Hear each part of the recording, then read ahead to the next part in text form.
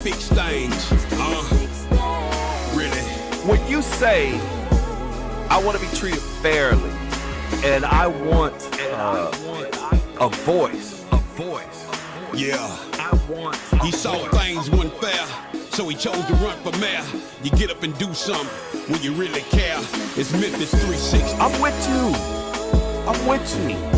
In the meantime, it's Memphis 360. In the meantime, in between time, we got folks shooting people up out the frame.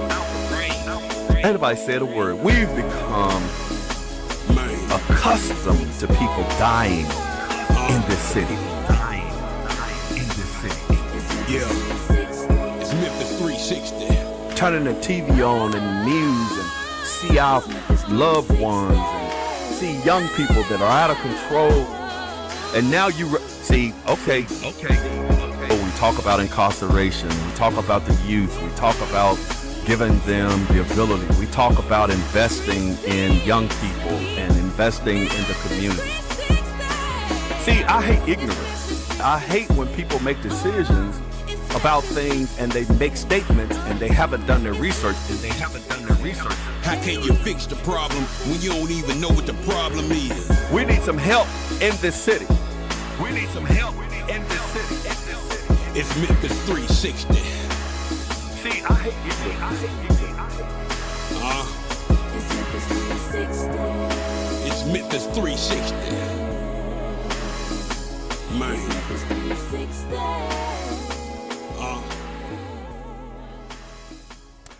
And good evening. We'd like to welcome you to another edition of Memphis 360, the television show that we say we like to go from the boardroom to the streets.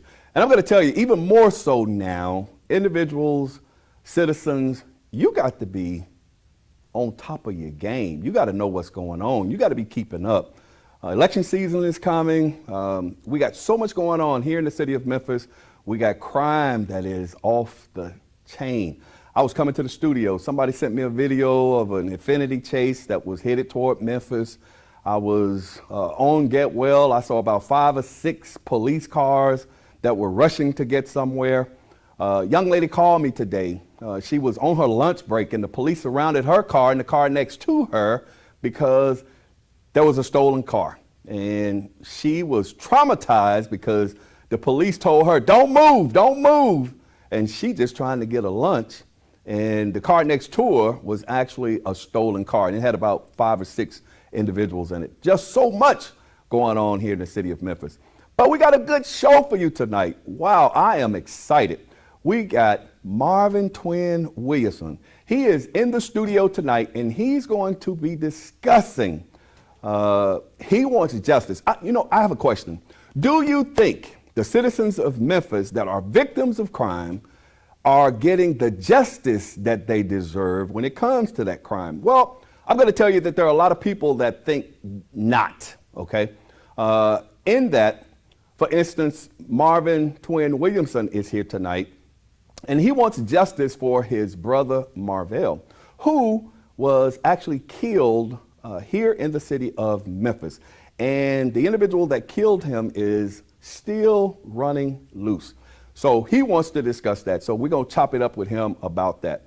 The other thing is another young lady called me because her daughter was molested when she was a young child. And she called the police and the police said that there was nothing that they could do about it. Well, there is a 25-year or whatever statute of limitations. It has not passed. But for some reason, the DA's office is saying that they're going to prosecute those cases that they can win. But that's not justice for the victims. The victims need to have everything prosecuted. They need to have their day in court. They need to be able to face their suspects or individuals that have committed crimes against them. Once again, it's just too much going on here in the city of Memphis. And the number to call is 244-6874, 244-6874. And Angel's going to put that up on the screen eventually if you want to talk about what's going on in the crime here in the city of Memphis. And there's one other thing I want to talk about because I'm kind of rushing because I want to get Marvin up here because he got a story to tell, and we're going to go down through there, baby, and we're going to talk about this because he's very passionate about what's going on or what has happened in his life. Let's talk about this city court clerk's office real quickly. Now, everybody know I was going to run for city court clerk, and I'm not all ate up about it, because what has happened is you have individuals like Carlisle on the city council, Canale on the city council, and once again, J.B. Smiley on the city council that are the sponsors of an ordinance to actually remove it from the ballot. Now, we're about to pull petitions on the 22nd. That's when you can start pulling petitions. And they're going to pull it. Well, you got Alan Wade that is saying that since 1975, there has been some idiosyncrasies or miscalculations or misunderstandings within the ordinance itself. And individuals have been voted into that office, but they shouldn't have been.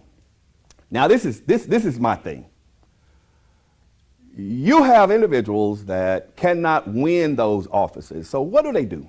They try to circumvent the system and they move the office under the direction of the mayor. He can appoint who he wants to appoint, and that way he controls that office. Now, you better be careful because this is a test. And if in fact they get this done and they set a precedent, the next clerk offices that may be under attack is Wanda Halbert, because they want her. They want her, right? They may come after the other clerk's offices as well to try to roll them under the direction and the control of the city mayor and the county mayor. So this may not be over, okay? This may just be a test. And I think when those offices were initially established, it was so that they would have autonomy, so that those individuals that are collecting monies from the citizens would have the ability to be able to elect those individuals and put them in office. Now, I also have issue with this because this has gone on for 40 years, well, 40 plus years. So if in fact this has gone on for 40 plus years, what is the sense of urgency now that they have to take it off the ballot? If they've let it go on for this long, I thought it would have been more prudent if in fact they would have allowed the election to continue, and if in fact they would have put it on the ballot as well to allow the citizens the ability to be able to vote to determine how they want those offices handled. Because once again, this is precedent setting, people. So what they want to do is pull it from the ballot and put it on the ballot in 2024, but they want to roll the office under Mayor Jim Strickland at the current time so he can appoint or put people in place, his people in place, so that they can have administratorship over that office. Now, when you talk about Wanda Halbert's office, you're talking about over $200 million. When you talk about General Sessions, we collect over $30 million, anywhere from $30 to $60 million a year. You're talking about a lot of money. I'm not quite sure exactly how much the city court clerk's office processes per year. But those offices were set up that way for a reason. But when you have individuals, power brokers in this city, and they definitely want to get their hands on that money or control or roll it into the general funds, they have to think of creative, innovative ways to be able to do that. And how do you do that? You take it away from the citizens, the power again. You dismantle. This is another way of dismantling the citizens' power. When you talk about the power of the vote, you better wake up out there. And you better start paying attention to what's going on. It's not like we don't have enough problems and issues here in the city of Memphis. And I'm going to tell you, I got phone calls. Michael, are you going to file a lawsuit? Nope. Matter of fact, Michael getting kind of tired of all of this craziness. Michael thinking about going home and sitting down somewhere because Michael's okay. But my heart keeps telling me that I can't, because people need to be represented out here, and they need to be represented in the proper way. They don't need individuals that are bought individuals that are giving all of our history and all of our power and all of our abilities away because they want a seat at the table. And I'm finding that a lot of these young, and excuse me, young black politicians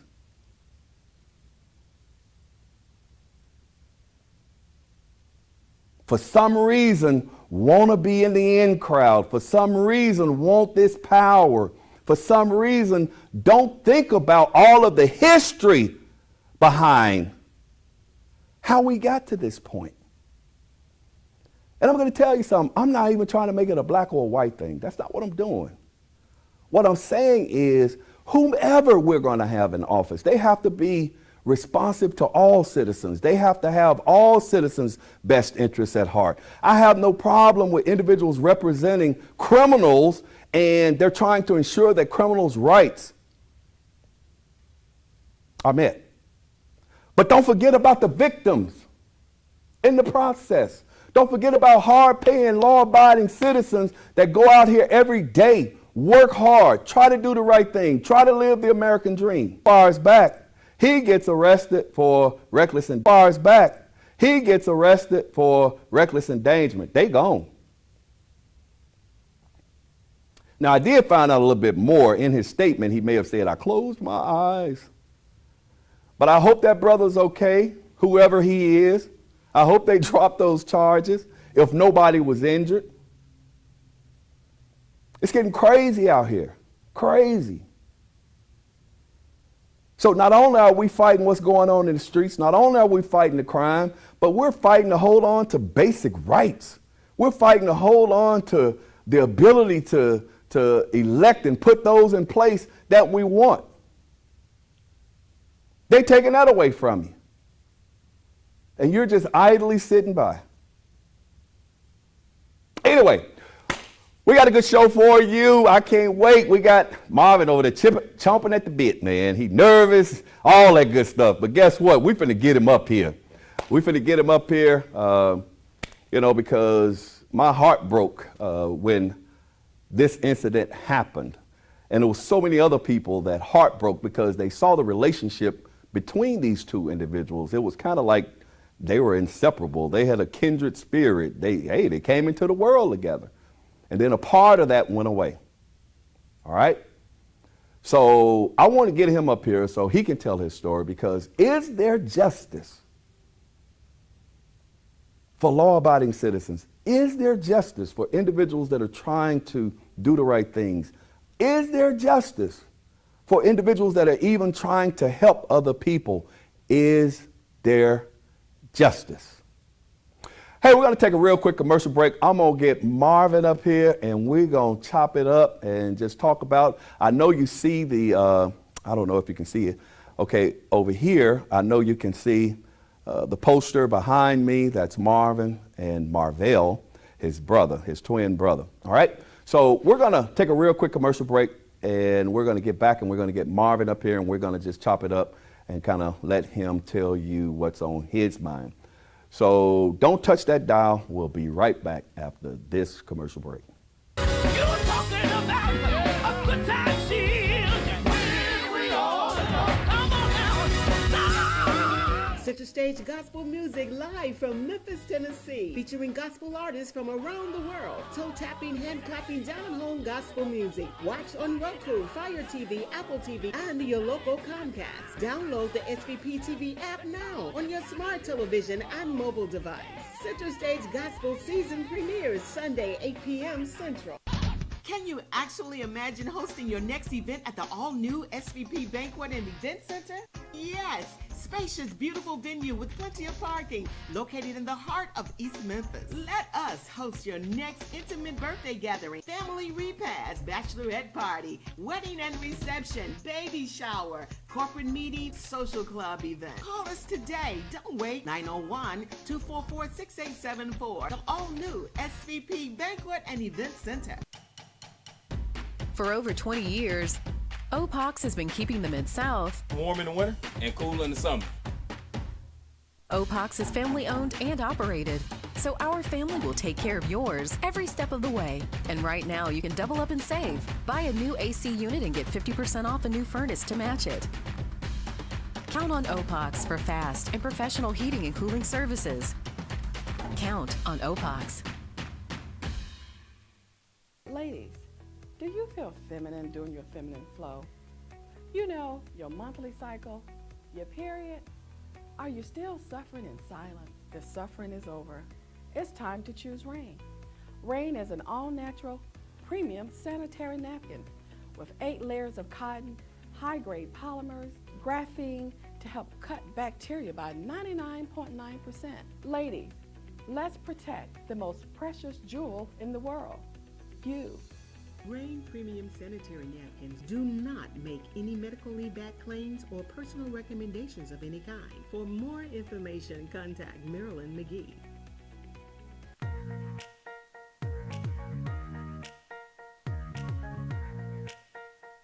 Hey folks, it's Issa Haddad here. I got some good news and a special invitation for you to come see me here at Sunrise Collierville. Come on down, check out my inventory with new, pre-owned, and certified vehicles to choose from. I can get you financed when no one else can. Come on by, bring your family. I treat you like family. Come see me, Issa, here at the #1 dealership in the Mid-South, 4605 Houston Levy Road, Sunrise Collierville. Come on down, check out my inventory with hundreds of vehicles to choose from, pre-owned, new, and certified. Good news from Sunrise Chevrolet. Get in your new vehicle today. Come on in, ask for Issa. To the streets that I am excited. We have Marvin Twin Williamson in the house. What's going on, Doc? What's up? All right, all right. Hey, man, you've been out here doing the daggone thing. But before we get to all of that, first of all, tell our audience a little bit about you and your brother. What? Oh, man, we ain't got that much time. Well, but give me the abbreviated version. Anybody know us? I mean, this is really about Marvell, you know. Right. We twins. Okay. We're 51 now. Okay. So you can imagine being raised in the streets of Memphis. Right. You know, we lived in every part of Memphis. Okay. So, you know, growing up in Memphis, you know how it is. It's rough. Yeah. You know, you got to have respect. You know, we came up in the 70s, 80s, 90s. Yep. 2000 and then, you know. Yeah. But Marvell, you know, he was, you can say people good. You know, they always say the good twin, the bad twin. You know, the first thing He say like the quiet one. Who, Marvell? Yeah. Until you get him talking. Okay. See, he in the room, see him over there. He get talking. He'll talk you all day long. Okay. Okay. The thing about it is, when you say, you know, how you meet twins, who the good twin, who the bad twin? I always said, you know, it came natural. Marvell the good twin. Okay. Because, you know, it's me on the other hand. I care about people, but not as like he care about people, you know. Yeah. And I think that was and pretty eventually much his downfall. Him caring that night was kind of led to his demise. Yeah, it is. Okay, so tell the audience what happened. What happened to Marvell? Man, you know, let's say this, okay? Let's clear this, because I don't think everybody ever heard the story. Okay, tell us. You know how Memphis is. They put their own 2 cents in. Well, let's say this. My brother didn't know Ricky Sewell. He didn't even know Ricky's child's mother, girlfriend, whatever you want to call her. He didn't know them from nobody, nothing in the world. Right. All he witnessed, all he heard was boom, boom, boom, beating. You know, he turned the corner, you look out, you saying, what's going on? You know, men, we're not gonna eye to eye just.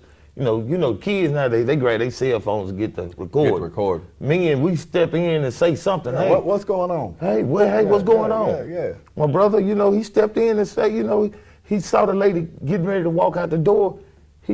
Hey, what's going on? You know, you at the ATM. You see somebody at the ATM, especially a woman, at the ATM getting beat. Not just getting, hey. Right.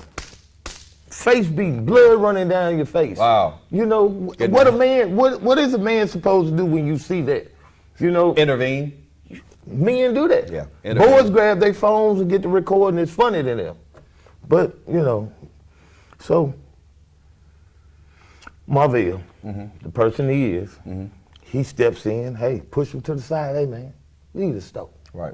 You know, he ain't saying, you know, going through it with him. Yeah. Marvell got it. He got his gun on him. He ain't trying to rush him out the door. So he had a he had a weapon on him. Marvell had a weapon on him. Okay. He licensed carry. He had his weapon on Okay. him. He didn't. He seen trouble, but he's not like the first thing to want to shoot you. Because hey, he care about life. Right. We care about life. Right. So, looking at the video, Marvell moves him back to the side. He walks out the store. Mr. Sewell. Mr. Sewell walks out the store. He comes back in the store. Now, to remind you, the only reason he in the store was to assault the woman. He came back in the store. So what I'm hearing is Mr. Sewell was allowed to leave the store. Marvell didn't do anything to him. So he had the opportunity to leave. And keep going. Okay. I just wanted to make that clear. He had the opportunity to leave. Matter of fact, he left the store. He left the store. He didn't know my brother. He was so mad at this woman. And then he's mad at a man for stepping in and say, hey man, leave the store. You over here beating this woman in the store, man, you gonna go to jail. Leave. Now let me ask you this. At that time, did Mr. Sewell know Marvell had a weapon? You know something? Marvell had his weapon on his side. He could have saw it. Was it open? It's not. He had Did he have a jacket on? He had a or work something? shirt on. Okay. But his gun was in his holster. Okay. So he might have saw it. He might not have. But the thing about it, he didn't pull it down. He never went for it. He never tells you, I'm gonna get you. Right. You can see on the camera. You can see on the video of what's going on. Okay. It don't take a rocket scientist to figure that out. Right. But so after he pushes Sewell to the side, Sewell probably about $125. You know the young boys out here, they don't know how to fight. Yeah. They can fight these women, but they can't fight no man. Right. So they love to whoop women out here. We're gonna get to that in a minute. Okay. $125. He probably $125, wet, cold, whatever. Easy. He trouble. Right. So he see a man tell him what to do. I guess that didn't work well with him. Conflict resolution. Nobody use it. Yeah. They don't know. We don't know nothing. We're not teaching our kids that. Yeah. Our kids don't even know what that means. So Ricky comes back in the store. Okay. Walks around the store, looking around the store. Your girl gone already. What are you coming back for? He comes back in the store. He meets Marvell again. They face to face. Why would you come back to this same man that just told you to leave? What for? Right. So he face to face with Marvell. Marvell tell him, go on out the store. Next thing you know, you hear, you can't even see the bullets, because guess what he was doing? Hiding it under his clothes. They wear their hoodies. They wear their hoodies to, protect themselves, carrying their guns, But shot, bow, bow, bow, 3 times. Now, when they did the whole little investigation, to me, they didn't do a very good job, because they say he got shot only 1 time. But it was 3.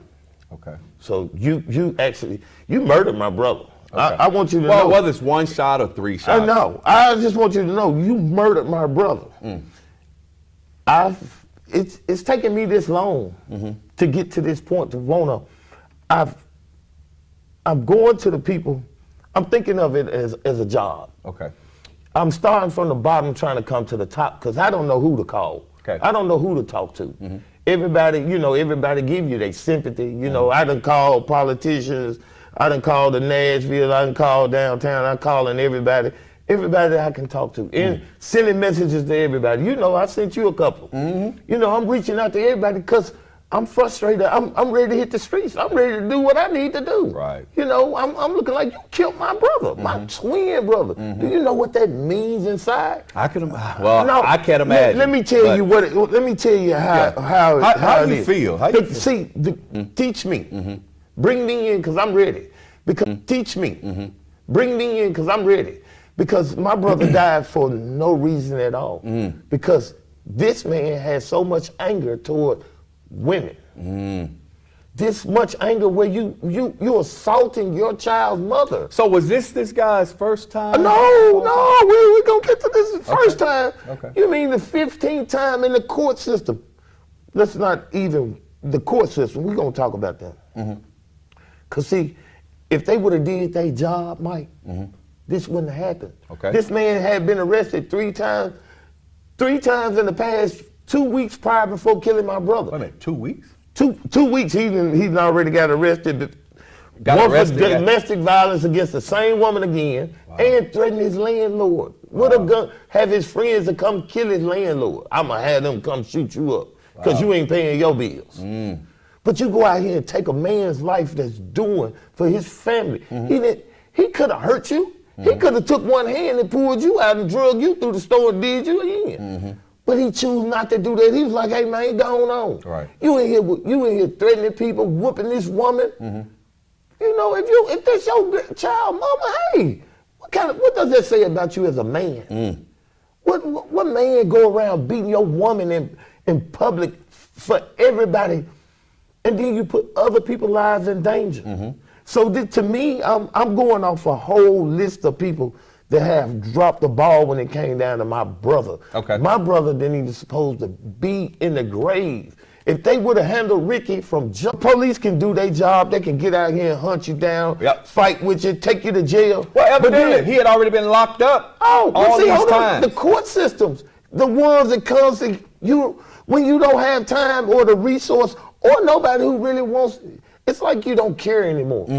You get to the point where only thing you come to do is to go to lunch every day and make it at the end of the day, because you know most of your case is gonna get what? Set off. They're gonna either plead them. No, they ain't even pleading them no more, because see, why, Amy gone. Amy was the king of the plea deal. Wow. So to me, I lived in, I'm telling you, I'm living in Memphis. I'm from the streets. I understand the street code. The system. I understand the system. Right. Just like the Because you were trying to get the district attorney's office to do something, do anything. Because, okay, well, let's go back. Back it up, Mike. Let's do a 360. Okay, so where's Mr. Sewell now? Probably out living his good life, his best life. So- probably still whooping the same woman he with. You know? So the DA is not going to prosecute him? Well, he's indicted. Okay, he's indicted. But we all know how that goes in the system, right? You know, you get indicted downstairs, you wait, then you take you 3-5 years to get upstairs. By that time, you done committed more crimes, and you know they want to plea bargain you out or forget about your case. Right.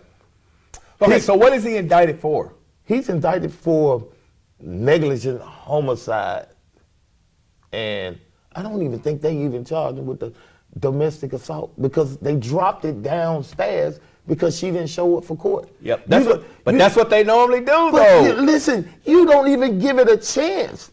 I mean, you don't even do. You got resources in your office. Subpoena these people. Why you keep? If listen to here, Mike. If this woman is calling you every time to lock him up for beating her, that means she was hurting to call the police. But when you arrest him and you get right back out with no consequences. Well, but none. That's what happened to a lot of these individuals that commit domestic violence. A lot of times the victim either don't show up or refuse to prosecute. Now, the difference is when it comes to domestic violence, the state can pick the case up. They can. And they can pursue it, but that don't happen a whole lot. Because a lot of people say if there's no victim, there's no crime. And it's hard to prove that something actually happened if, in fact, you don't have a victim to actually give testimony to say that this occurred, this happened to me. So they have issues with that. But let me clear that up. Okay. He was charged with second-degree murder. Right. Okay, for Marvell. For Marvell. Okay. So, but the thing about it is, to me, is that they all dropping the ball. Okay. I mean, from the time that we met with the not the district attorney, but one of his people in the office from day one, they wasn't prepared.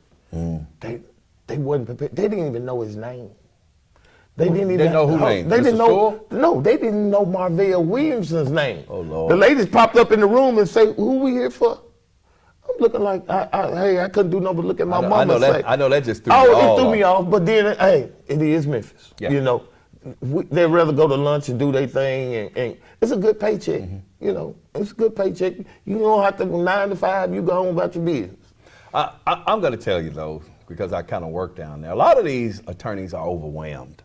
And a lot of them don't get the opportunity because they're running from case to case because there's so much crime happening in this city. And Understandable. And I'm not trying to let nobody off the hook, No. but I do want people to understand, just like when you went over the other day to the city council meeting and you told the city council that Mr. Mulroy was saying that he was understaffed, da-da-da-da-da-da. Now, I'm just going to say that's probably a part of it. Yeah. But the other thing is you definitely need to prosecute those individuals that are committing these crimes, and they need to be held accountable and they need to be put away.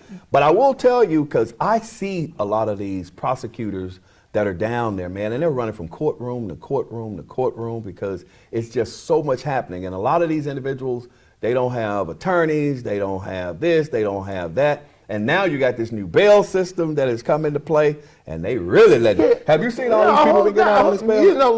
You know what amazes me about that whole situation is we can spend money in this city.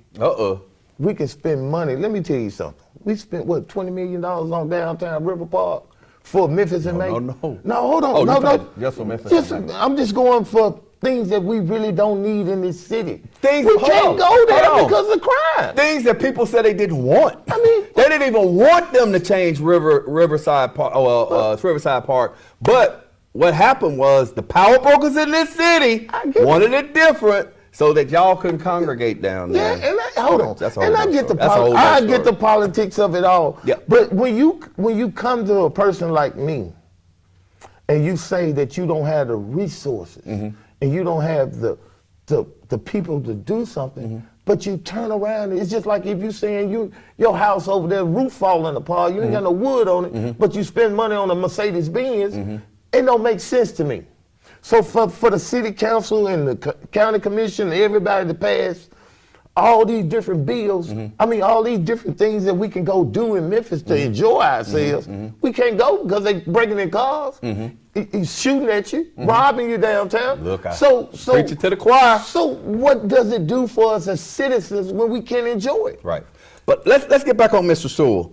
So Mr. Sewell was a convicted felon. Convicted felon. So they wouldn't even press charges for the convicted felon part. Matter of fact, a convicted felon on domestic violence also. Well, and we definitely know. So we you know, if you thinking domestic violence, you in the store doing the same thing that you were convicted for, and you got a gun and kill somebody. Let me read this. This says, Sewell is a convicted felon, 2007 forgery case with a prior misdemeanor conviction of domestic violence, who was in possession of a handgun, 12/19/21, and used a handgun to kill Marvell Williamson. He has at least 6 separate cases involving violence, including 5 cases of domestic assault. Of those, 4 were assault against this young person, this young lady. I'm not going to call her name. He has only 1 conviction of domestic assault due to his guilty plea and was sentenced to only 2 days. 2 days in jail. He received far more time for his assault without injury and threat against his landlord than he received for assaults against his domestic partner that caused bodily injury. And that's what part of the problem is. A lot of these individuals are committing these heinous crimes and they're getting slapped on the wrist, or they plea them down, or, you know, and this is where I have a issue as well.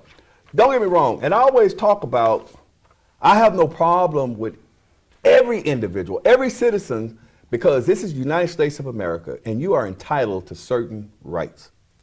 Understood. Understood. Understood. I'm with that. But at the same time, for some reason here in the city of Memphis, we're going bending over backwards, and we're going overboard to ensure that those individuals that are committing these crimes have and are afforded all of these opportunities to be criminals again, to re-victimize people and different things like that. You know, and that's the part that I don't get. Why do we not work as hard to try to bring closure and resolution to those individuals that have been victimized as we do these individuals that you're trying to protect all of their rights so that they can continue to go out here and victimize people.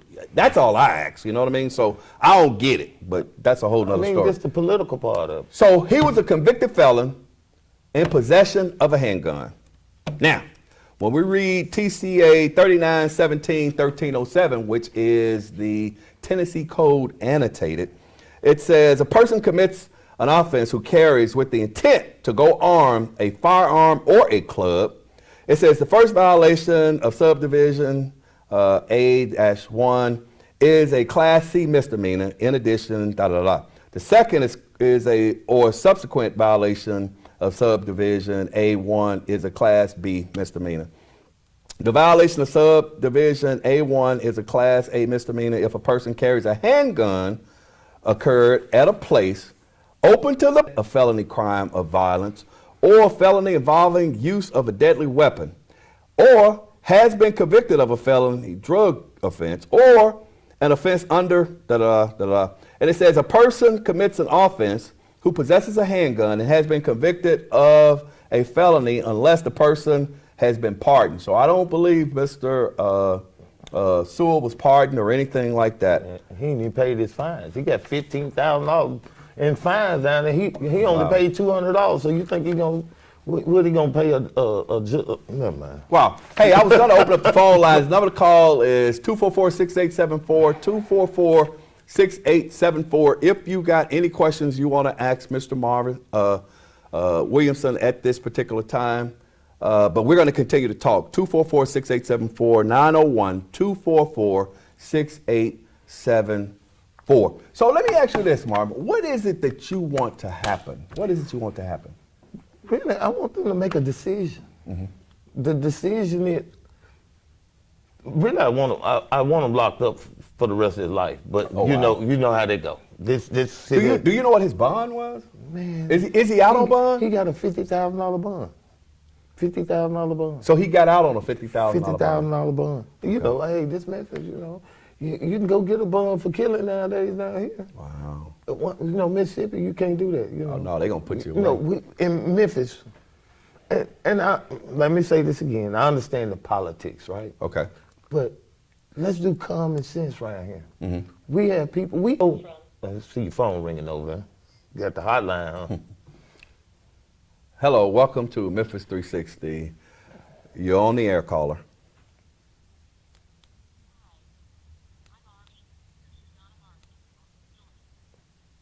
Can you even hear? Oh, wow. For some reason, the speaker's not working. Yeah. Hold on, Ms. Harvey. You still there? Yes, I am. Okay, Ms. Harvey, can you hear me? Yes, I can hear you. Okay. What would you like to talk about, speak about? Well, I just want to say hello to Marvin. I see nothing really gets done or settled until this type of violence hits the people that he's trying to get to help him. Right. Now, when it hits their doorstep, then you're going to see movement, furniture moving, everything. Man, well, it should not get to that. It should not get to that for them to help him. Correct. Because there is no way that Marvell's killer should be walking around the streets of Memphis enjoying his life. Mm-hmm, mm-hmm. There is absolutely no reason for that. And I don't know what the DA is doing in Memphis in all of his cohorts, because his campaign was so active. He was so active in his campaign because I live in Georgia, but I still have a 901 number. Right. So for some reason, he had.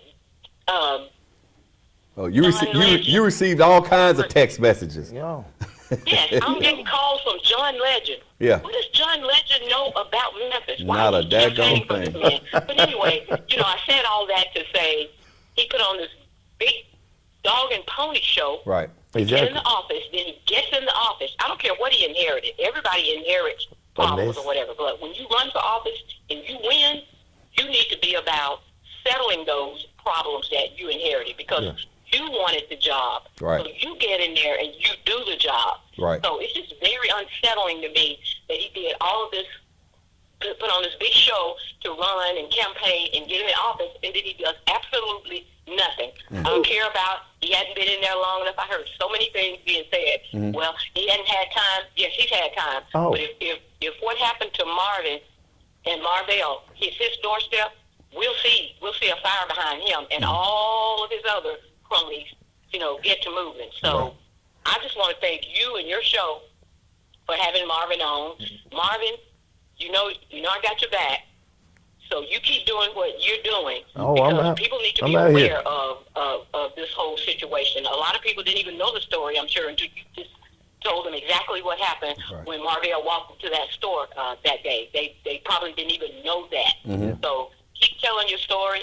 I'm telling it here in Georgia, to people that kind of heard about it or whatever, but now they know, more facts and everything about it, and they're watching. Right. They're watching. I hope so. That's just what I wanted them to know. He has my support, Thank you. Thank you guys so much for letting him have his voice, because he needs, everyone needs a voice that has gone through something that he has gone through. Yes. And it shouldn't be that way. So I'm going to follow it, because I want to know, what happens to this guy. I know he's been indicted. Right. But, a lot of times that don't mean nothing. Like Marvin said, it'll get escalated or knocked down. The girl didn't show up, and all this red tape stuff that will happen in the process. And in the end, nothing gets done. He still don't have justice for Marvell. So it's just very upsetting to me, and I just wanted to call and say that. And appreciate you calling. Okay, thank you very much. All right, thank you.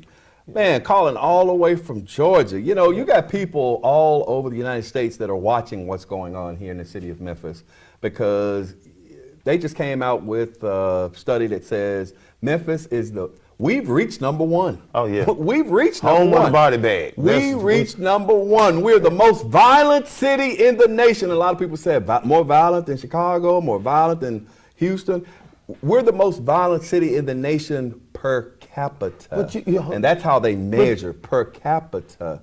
Even though Chicago has a couple of million people, and they may have 800 homicides, we are only 600 and something thousand people, and we may have 350 homicides. And the last time I checked, Memphis they were actually 30 homicides ahead of last year, when last year they set a record. So we keep exceeding the records that we're setting in the previous years. It's crazy. It's funny you say that, because my thing, guns, right? Yeah. Guns. We all know how the gun crime is in this city. What are we going to do as citizens? You see how outraged we were about John Morant. Okay. He just pointed a gun and playing in the car. But we outraged. We got kids killing kids. We got kids. We got people. We got more gun violence because kids jump out of the car. You be scared. You can't even bump the horn at people because they might get out the car and shoot at you. Bro, I just let them drive. Just I going on around me. I pull over. Listen, keep my cool. Knock yourself out. I have to ask myself. I dream at night a lot, and I don't know how I'm gonna go. You kind of say, me and Marvell came in this world together. It's kind of gonna be something similar if I dream the way I dream, because I dream that I might go out the same way or worse. You have these dreams. Yeah. That's the grief part about it all. Let me ask you this: are you in grief counseling? No, I'm in you nothing. You need to be. You need grief counseling. Listen, I'm telling you. I don't even. Look, the only time I come out the house is to go to the airport. I don't care. You need to go to grief counseling. I get it. You need to go to some kind of counseling. I know us as black folk a lot of time. Man, I ain't talking. Man, I'm a man. I ain't nothing. But guess what? I started acting out of character. It just kept building up on me. I was having all of these issues. I had to go get counseling, bruh. I'm telling you. And what that counseling did for me was allowed me, and actually this is helping you. Yeah. Oh, I know. Because it allows you the ability, but there's still some things that they need to unlock. Leave him be a let wreck. them out there. When I leave him be a wreck. I know. That's why I say you gotta have somebody. I understand I need counseling. Okay, get you some. I've been spending too long in the house. Yeah. But I'm here. That's what I'm trying to do. I'm trying to regroup. But you got to do it all, because I'm gonna tell you something. You have a mission now. Oh, I know it. You have a mission, and I know you may be having these dreams, but that's trauma. That's trauma. You may be having these dreams, but that's how come I say you need to talk to somebody so that they can unlock it. Because I'm gonna tell you something. When I first came on the police department, bro, I was crawling in windows. I was jumping off of 2-story buildings. I'm for real, because I didn't care. Yeah. I didn't care. I didn't care if somebody shot me. I don't care if I ran into a gunfire. I didn't care. But I had to come back to reality to say, I got a wife. I got a daughter. I got people that love me. Yeah. So therefore, I got to make sure that I'm okay. That's the reason I keep moving. Okay. I mean, if it wasn't, you be real about it. If it wasn't for my village, you'd have probably went on out there and took care of your business. Ricky.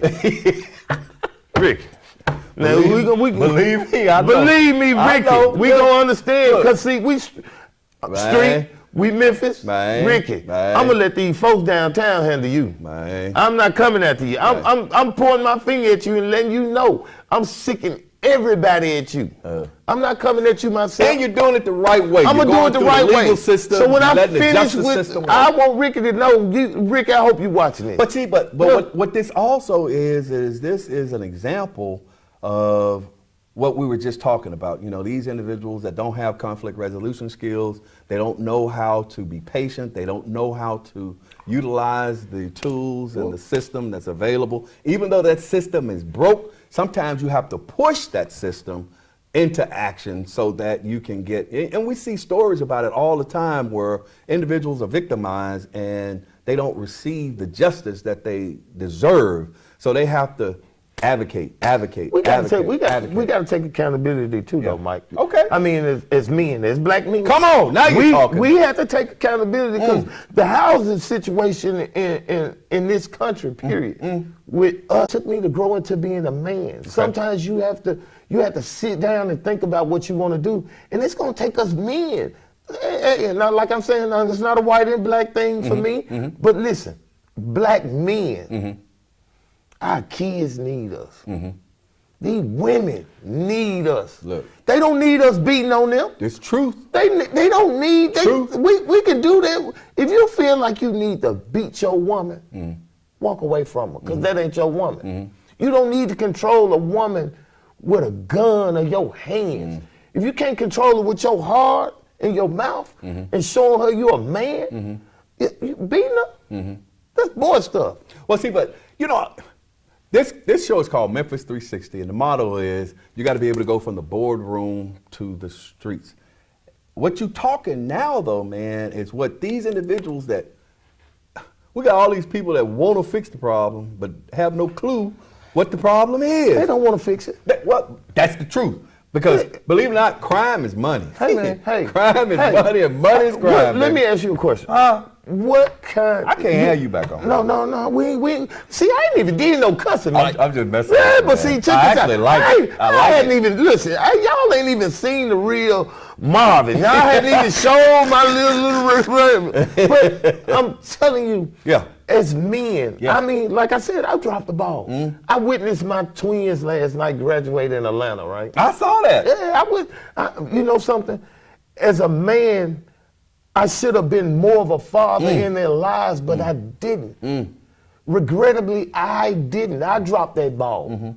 But guess what? I sit here and I can say they had a stepdaddy and they had a mama that didn't give up on them. You know what I mean? We all have family problems. We all got to go through stuff. But when you don't give up on your kids, that speaks volumes. Right. You know what I'm saying? Right. So for me, when I watched them graduate last night, I wasn't just happy for them. I was happy for their parents too. Because see, I don't just say parents, because this man took in some other kids. I always say this is my main thing, and I'm gonna tell everybody this. I want every man to understand this. If you can't raise your kids, raise somebody else's. Oh. That's what men do. You might not like the woman you had a child with. You might have had children and you can't do nothing with them. But if you got a good man that's trying, let that man step in. Let that man be a man to a child because maybe his daddy wasn't strong enough. Let some other man help raise him. Wow. There's nothing wrong with that. Exactly. You know what I'm saying? But we as men, black men, we'll tie down this woman over here for our own selfish reason. But look at the kids and you raising out here in the streets. Man, these kids 13, smoking weed, robbing cars. They coming younger than that now. 10, 11, 12. I did a show. This young boy was 11, had been arrested 18 times in less than 2 months. Hold on. Carjacking. They let him back out 2 days. Carjacking with a gun. They let him out in 2 days. Robbery. They let him back out in 2 days. But listen to it. Who is the responsible party? The judges downtown, they hear the cases. Well, hold on, they hear the cases, Mike. I sat there and watched this unfold myself of my brother. We gonna drop his bond down from 250,000 to 50. You throwing murderers. Let me ask you, go ahead. Judges, y'all out here. You know, I got one judge I love, Carolyn Black, and she I was in her little courtroom years and years ago. Years ago. Now this woman here, she told me my last time coming through the system, she said, you can change your life or you're gonna be in prison somewhere. That woman told me that I changed my life. You know what I'm saying? You need judges that's gonna come in and do the job. Right. Not just talk about it. You know what I'm saying? Don't just talk about it. We could talk about this all day long. Well, see, and I went to a forum the other night. That's what I told them, because I sit there, it was a forum. I'm gonna leave it at that. It was a forum, and they talking about all of this stuff, and they kicking it back and forth. And they asked me, because they knew I was a police officer for 20-some years, and and president of the police association, whatever. So they asked me, they said, Michael, what do you think? I said, I'm tired of these forums. I came because in the streets. You know what? If you flooded City Hall, if you flooded County Commission, and I ain't talking about 100, 200 people, I'm talking about the kind when Martin Luther King and all of them was marching, you had 15,000 people on Main Street. Bro, I was out there as a child. It was so many people you couldn't see where there were no people. But that's when people cared. Well, that's what I'm saying. But at some point, if people don't start caring again, well, okay, we're gonna lose. You get to caring about it.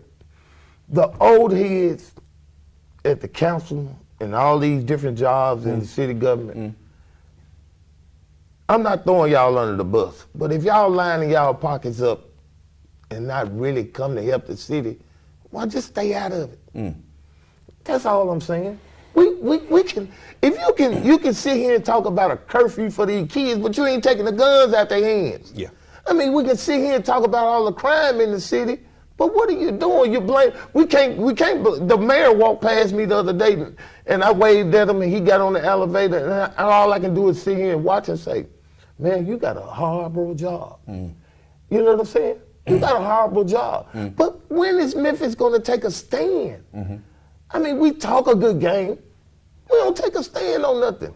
If Angel don't stop waving that little man, card Angel, at me. hey, listen, Angel, they gave me 2 minutes. They gave me 2 minutes at City If Angel don't stop waving that card, I can't Angel over here waving that card 1 minute. I'm thinking I'm getting ready to jump out of a C-130 or something. Well, you know? I'm going they used to have them signs, 1 minute, 1 minute, 1 minute, stand up, hook up. Hold on, Angel, how much shuffle time to we the got? door. How much time we don't have any time. We gone? Yeah. Man, believe it or not, we didn't talk. But I tell you what, we're going to have Marvin to come back. We're going to give him a little time to do a little work, get out there. Get out there so I can find we're my going way. to bring him back for an update to find out kind of what's going on, where he's at, how this case is progressing, and different things like that, okay? This is what I'm about. So, justice for Vail. Justice for Vail. I'm not stopping y'all.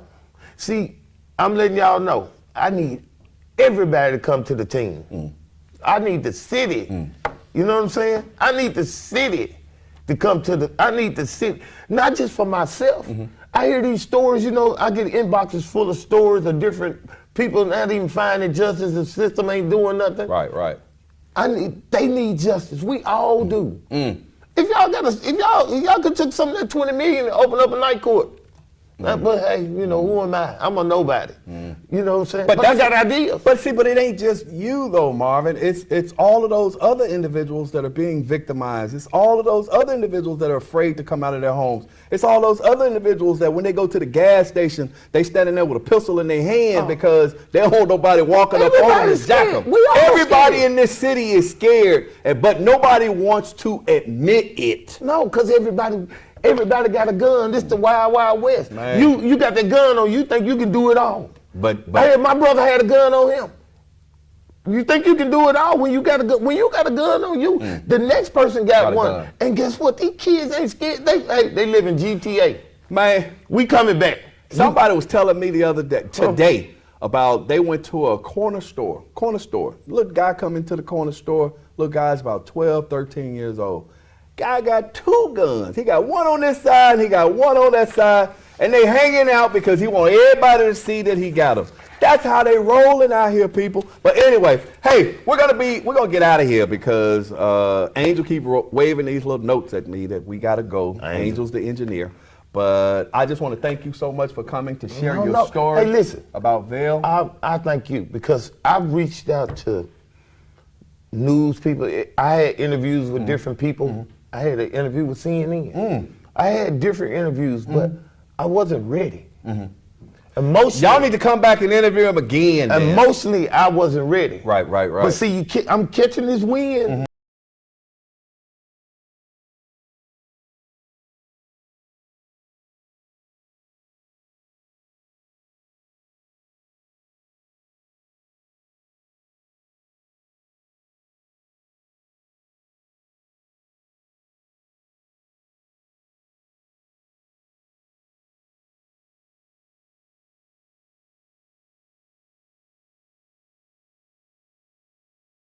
And once I catch this wind and I start learning this game, because see, this is a game, and I'm prepared to play it. I don't have nothing but time, y'all. Ricky, cool. I ain't got but number time. Oh, Lord. Oh, man, look at Ricky. I want to thank y'all once again for tuning in. I ain't got number time. Memphis 360. It's been a plum, pleasing pleasure. Until next week, same time, same location. Be blessed, be strong, be encouraged.